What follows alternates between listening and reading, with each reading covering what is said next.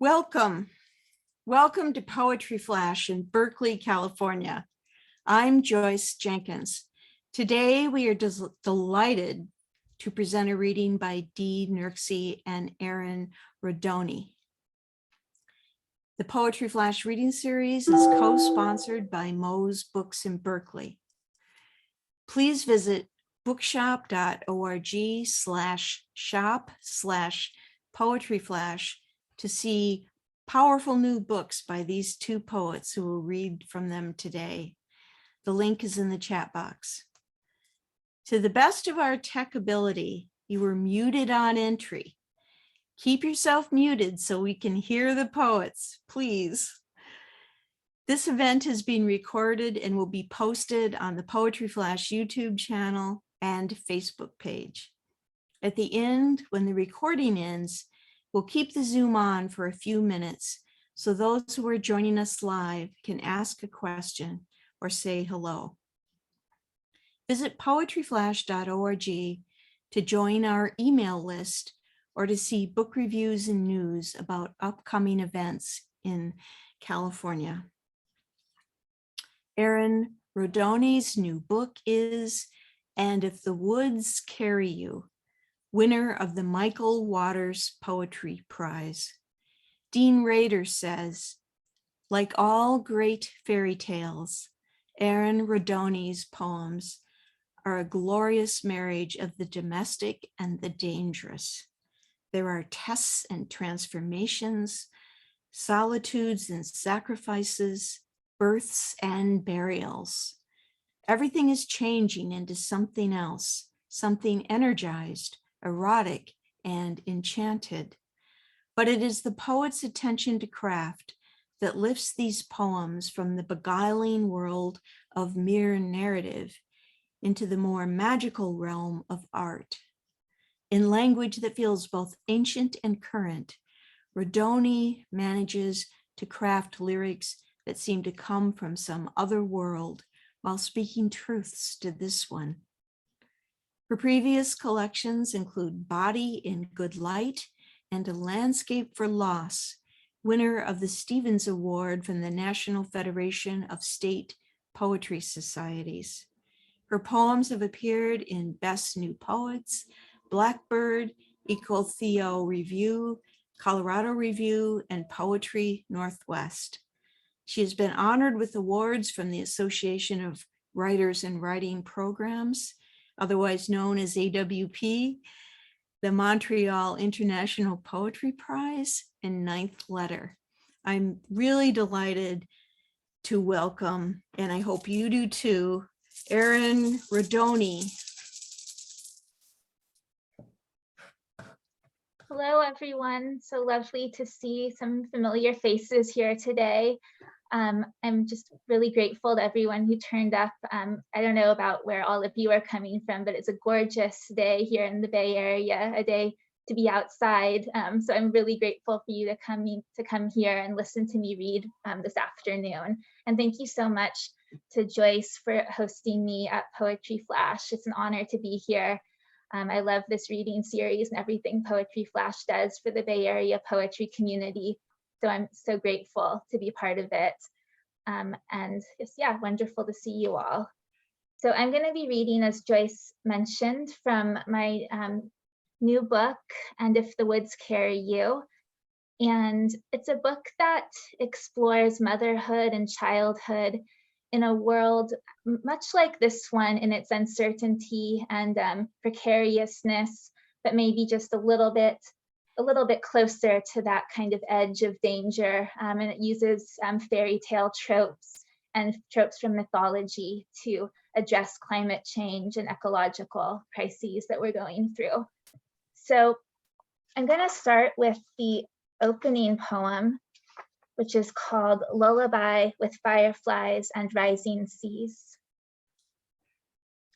And if the woods carry you into their deep and tangled, if the woods claim you, elf or sprite, and spirit you from me, tell me your first fireflies were enough, the lawn they candled to enchantment. Because The dark of childhood is mythed and monstered, but my dark mind glints off every surface, sharp enough to slit.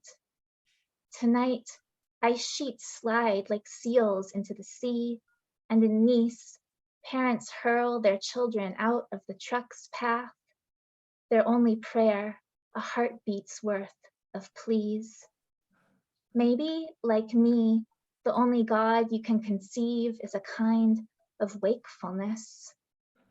Feel the stream of night tugging your ankles. See the seams of night torn with those brief lights. Sometimes I wring the fine bones of your wrist with my forefinger and thumb and wonder at the monstrous love that flung you into this. In every fairy tale, the mother dies and is replaced by someone wicked. It's true. I want to keep you safe, but I want to keep you mine. I never meant to fly you like a kite. I never meant to stay behind. But the mother is a cottage the daughter flutters from. The mother more cage than bird, and the parting clean as a licked sword. The future a castle that can't be child-proofed. And the fairy tale, still open on my lap, is not a map.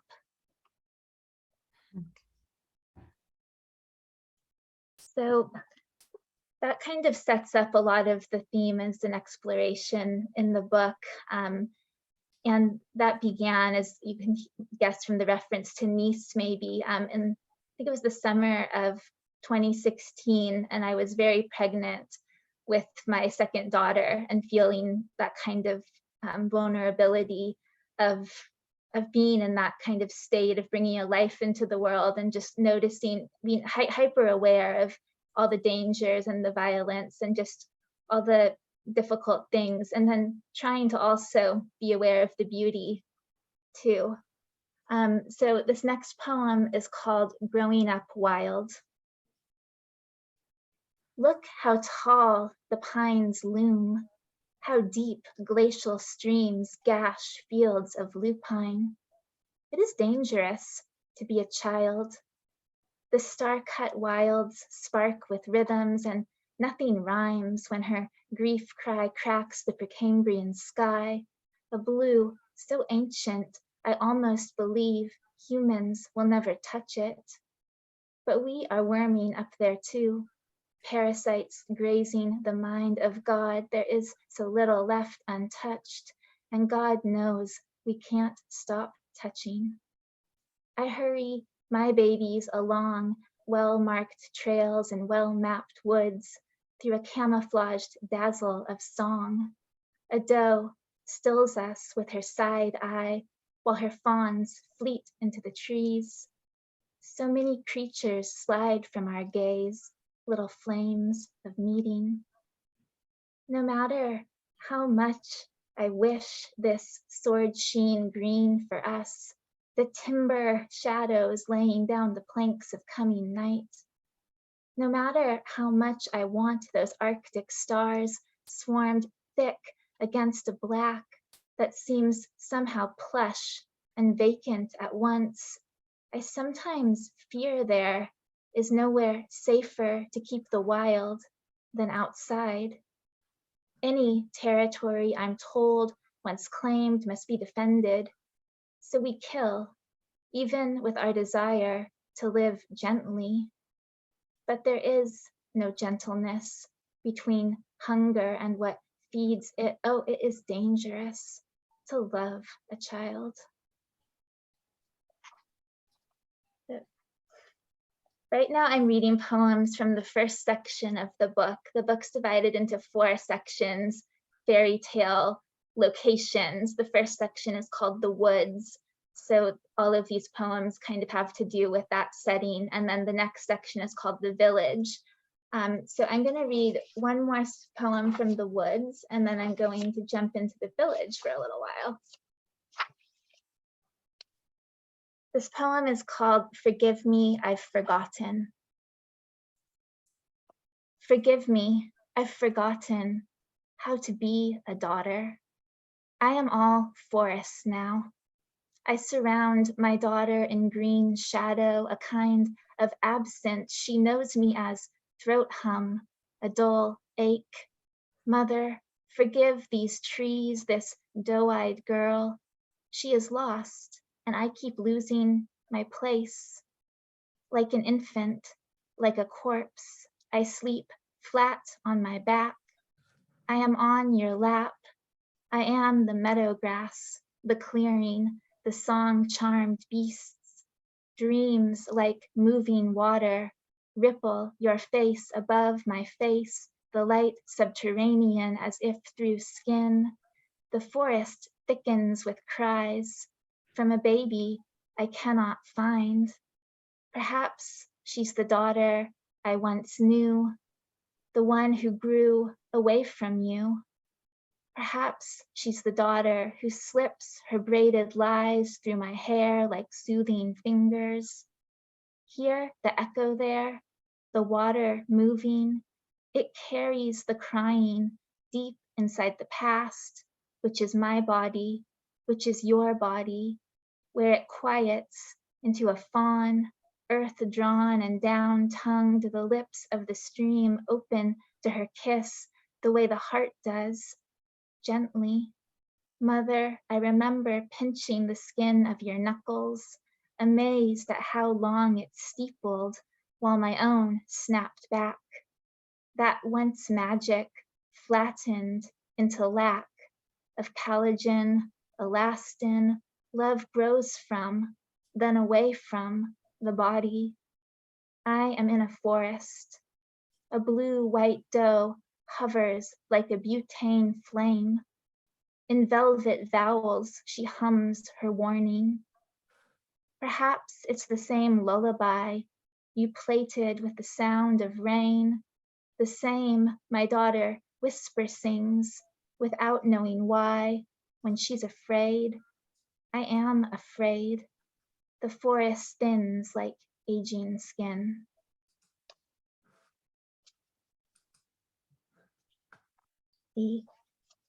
So the next section is called The Village, and it deals with a bit more of that kind of domestic side of fairy tale, and also deals with kind of like the dangers of girlhood, in particular, childhood, but girlhood in particular, and kind of memories of what it's like to be a child and then also to be a mother raising daughters. So I'm gonna read Time Capsule, The Uneven Field.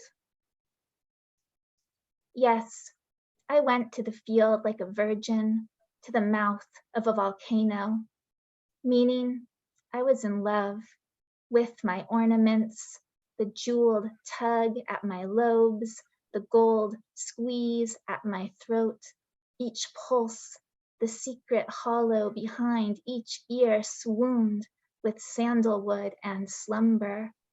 Grasshoppers slammed themselves against my bare midriff.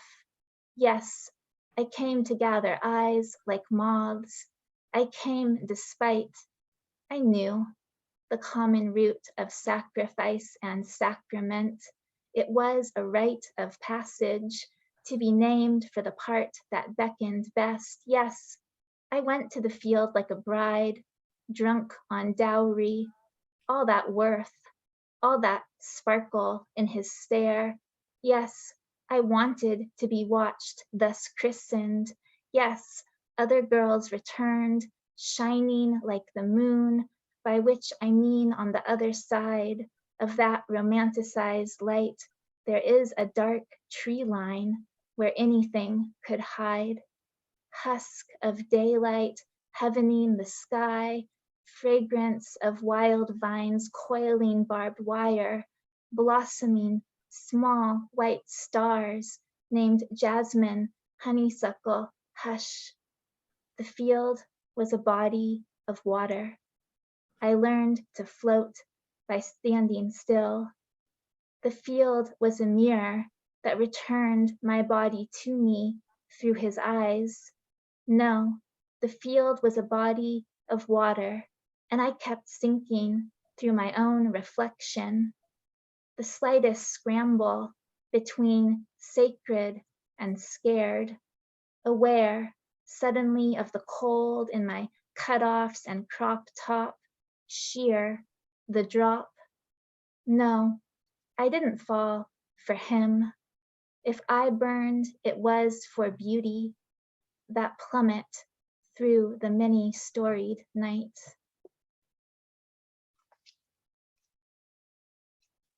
There's a couple of time capsule poems scattered throughout the book.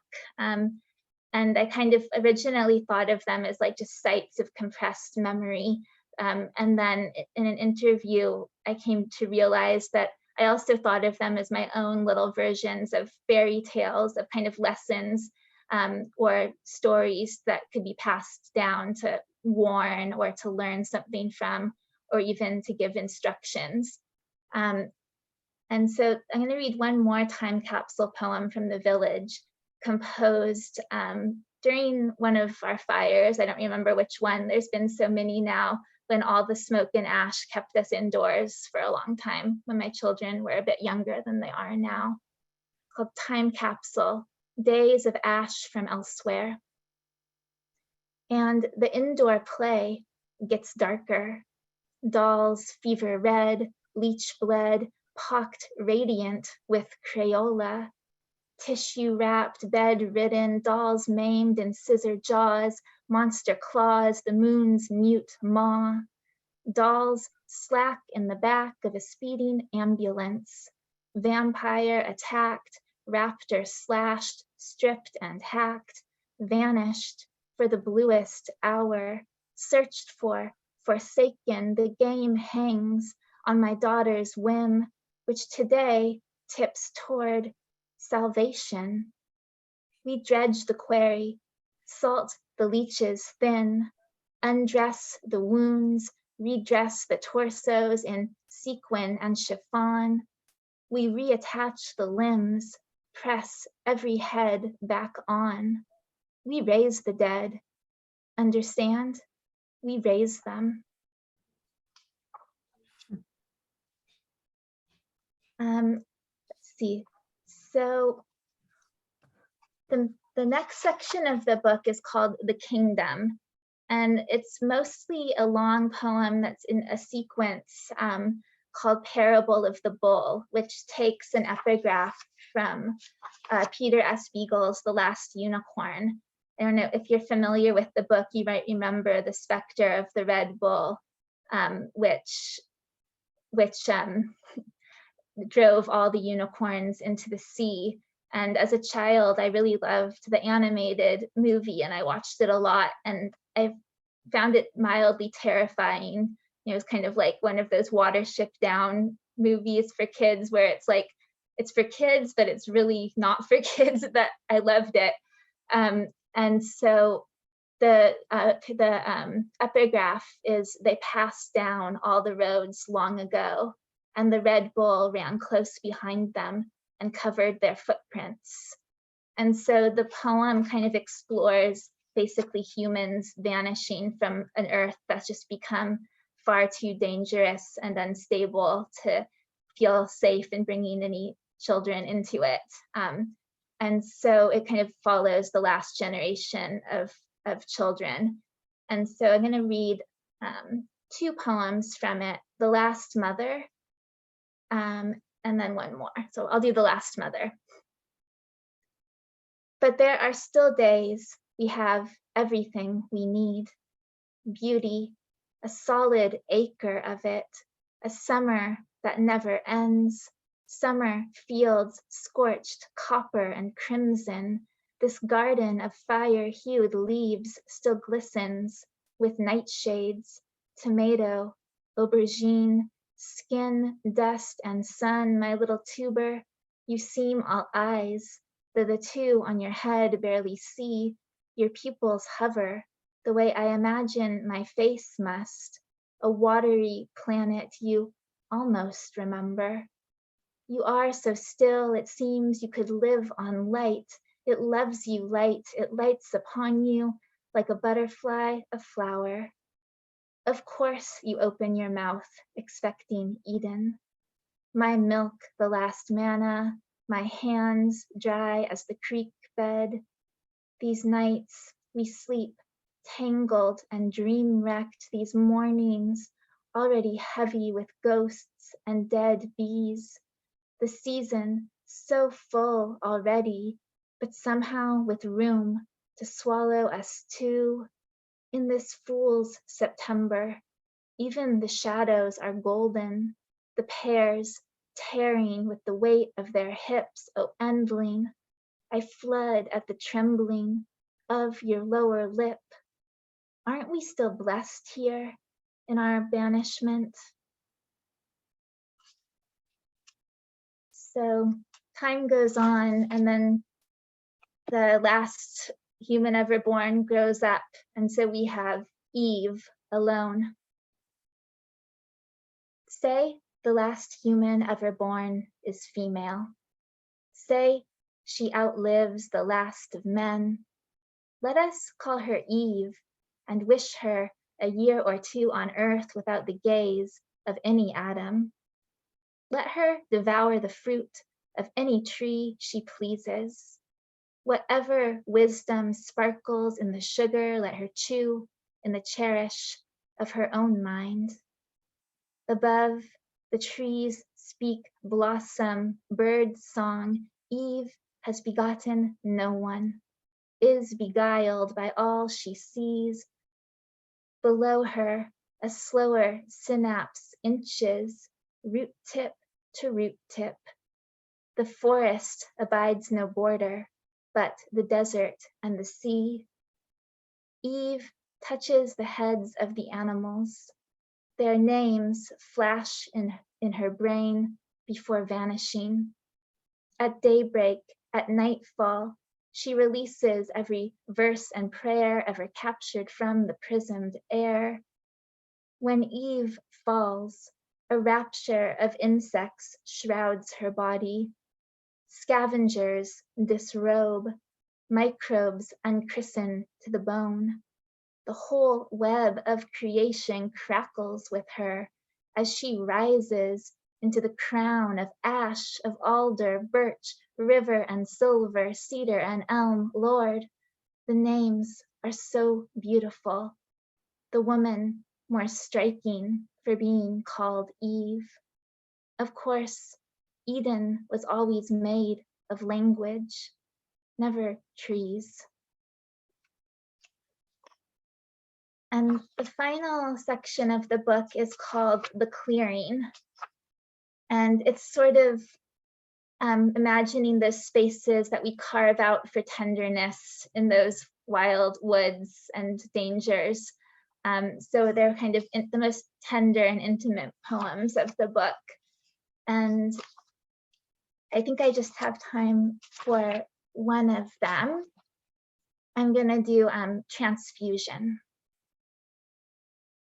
My daughter's blood thins as it weaves through her spleen. So we enter the land of illness, settle in like tourists in a war-plagued nation. Sure, the bombs will fall, but not on us. My daughter is 10 months old, so I have to nurse her to keep her still while they insert the IV. So she screams and sucks and screams, learning sustenance is this, but also this. My daughter's wrist is splinted, bandaged, so she cannot unbind herself from this reverse bleeding. So her body accepts the needle, the thread of blood that stitches her to wellness. So this blood will propel her through health's wilds until it too is burnt away. So oxygen circulates with the clattering carts, the weak coffee, the hanging bladders of sugar and saline. So we wait behind the plastic curtain, watch cuffs and big and little souls brisk past, as if everyone but us is cut off at the shins. So we listen to the whimpers of children we can't see, soft hushes of their hidden parents. But I do see them when I take my turn to pace the length of our ward. Some are like my daughter, dual citizens of sickness and health. Others are here for chemo, health a land of gold-paved roads they've only heard of, never known. So I want to describe these children, their clear-cut foreheads, their eyes like oil-skinned lakes only God could have set ablaze. So I'm tempted to say angelic, otherworldly. So I learn how far I am from compassion, from inhabiting another's life. So my daughter takes the blood of another and grows bright with it.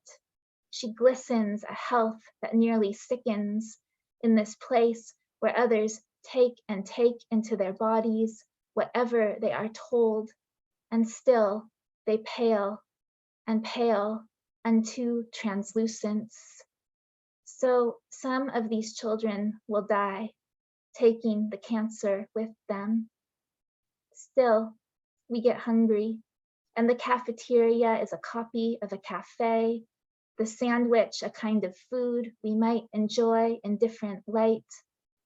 So night, and these halls fill like boulevards in liberated cities where even the shell-shocked come out to stroll in evening. So the glass doors part, so we leave, burn a little upon re-entry into this blessed dusk. The sidewalk sparked with mica, pines pixelated with wind, glittering impossibly. So it's still possible to feel the day rising up from the asphalt, a heat our legs swing through as if through a field. It's still possible to fall into our car as if across the back of an old mare who knows the way home, or better yet, to a new place where we can pitch a life beneath some abandoned plot of sky overgrown with stars, where we can believe luck really is as common and tarnished as a penny. So we pocket it, unashamed, knowing it can buy us nothing but the moment of its gleam. Thank you all for listening today.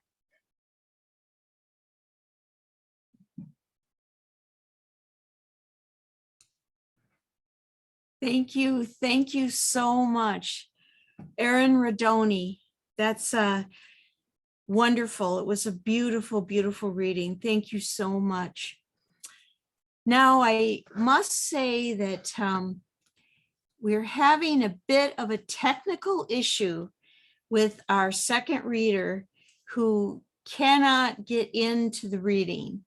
And we are going to reschedule him, Dennis Nurksey, who very much wants to do this reading, whose idea it was, and I enthusiastically supported, and who was thrilled to read with Erin, who he's nominated for a pushcart. And so he cannot get in. So what we're going to do is simply end this beautiful reading here on this beautiful note, and thank Erin Rodoni so much. And thank you for your beautiful book. And If the Woods Carry You, please go to bookshop.org/shop/poetry-flash to see this book and to purchase it. And if you purchase it there, a tiny percentage of it will go to support this series. And but you won't pay more there than you would anywhere else. So it's a beautiful book, and we hope you can at least look at it. Thanks to Rosalinda Monroy, our tech support today, and thanks to all of you for joining us. We will reschedule Dennis when he is able to overcome technology. So thank you so much. And those who are joining us live, you can stay a few minutes and we can say hi on Zoom. So this is the end of the recording.